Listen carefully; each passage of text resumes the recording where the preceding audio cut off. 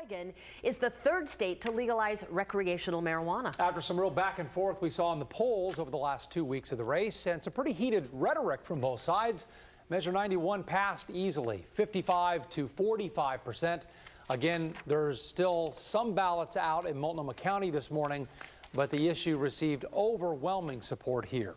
A big win for marijuana supporters does come with a catch. Pot smokers will have to wait until next summer to light up legally. In fact, there's still a lot of work that has to happen between now and then. KGW's Nina Melhoff is live downtown with a look at what is next now that pot is legal for recreational use.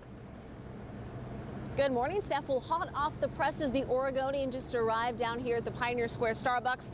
The lead headline, Oregon catches the legal pot wave. And as you said, yeah, it's going to take a while. Starting July 1st of next year, that is when it is legal for adults 21 and older to have and to grow pot. The Oregon Liquor Control Commission now is tasked with setting up those rules for pot sales, similar to how they handle alcohol. It's going to take a while.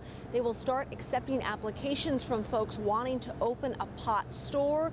Not until January 2016. Then we can expect to see those opening in the months after that.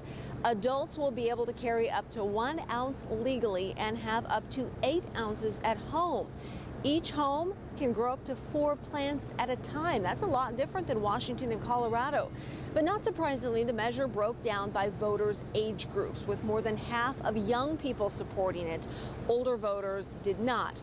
Well, as the results rolled in last night, supporters cheered. They argue legalizing pot will generate millions of dollars in tax revenue. But I think it's a lot like marriage equality, where it's a social justice issue, and it's a situation, it's a cause whose time has come. Well, it's disappointing, but not surprising. You had a $7 million to a $180,000 campaign. That's a lot of out-of-state big marijuana money coming in, and so 46% is a pretty respectable showing. Yeah, 46%, and those opponents fear that kids will now be able to get it easier and more impaired drivers will now be out on the roads. The No campaign, they say they are going to be still heavily involved in this issue as the OLCC makes those rules. Back to you. Thank you, Nina.